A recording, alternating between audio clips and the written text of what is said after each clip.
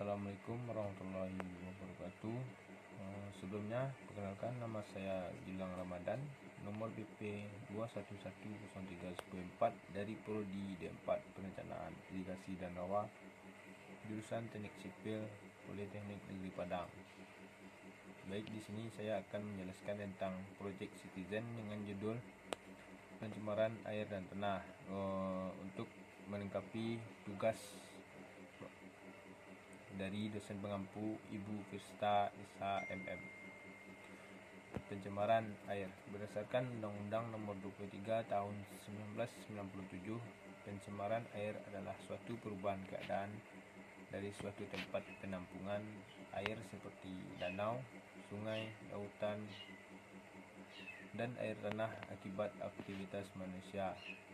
Danau, sungai, lautan, dan air tanah adalah bagian penting dalam siklus kehidupan manusia dan merupakan salah satu bagian dari siklus hidrologi. Penurunan kualitas air tersebut dapat disebabkan secara sengaja oleh aktivitas manusia dan juga disebabkan oleh berbagai jenis sampah dan limbah dari berbagai sektor industri di Indonesia. Melakukan pengendalian pencemaran air limbah bisa menjadi langkah yang konkret dalam pencegahan pencemaran air.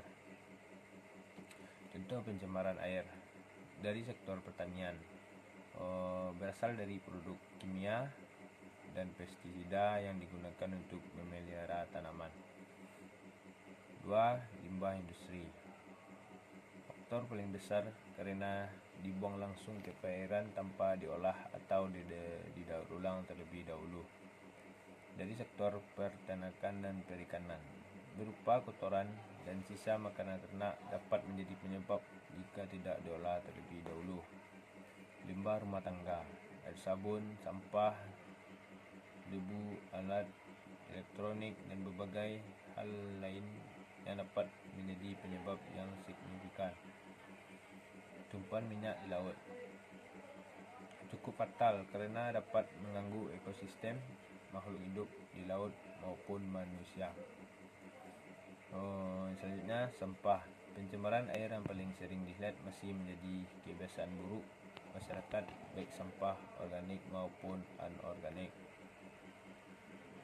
Selanjutnya, bahan peledak untuk menangkap ikan. Beberapa nelayan ilegal masih menggunakan bahan peledak untuk menangkap ikan. Tidak hanya mencemari perairan, tapi juga ekosistem di dalam laut. Dampak pencemarannya,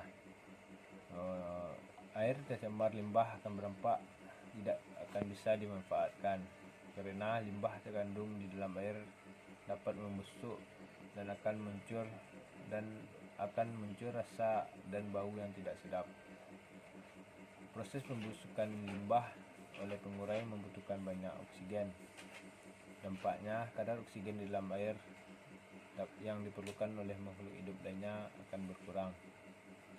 Upaya dan solusi menjaga lingkungan sehat: membangun instalasi pengolahan air limbah atau IPAL, menyediakan tempat sampah, memproses limbah pabrik ramah lingkungan, pembersihan selokan di sekitar rumah, menjaga kebersihan rumah, mengurangi pemakaian kertas dan tisu, penanaman hutan yang gundul, tidak memakai bom atau pukat harimau dalam menjaring ikan, penanaman terumbu karang, serta penanaman hutan bakau.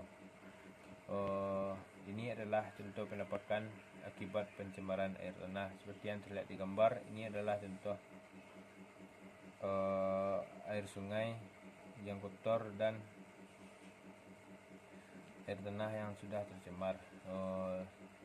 Sekian yang dapat saya sampaikan. Mohon maaf apabila ada kesalahan kata maupun yang lainnya. Wassalamualaikum warahmatullahi wabarakatuh.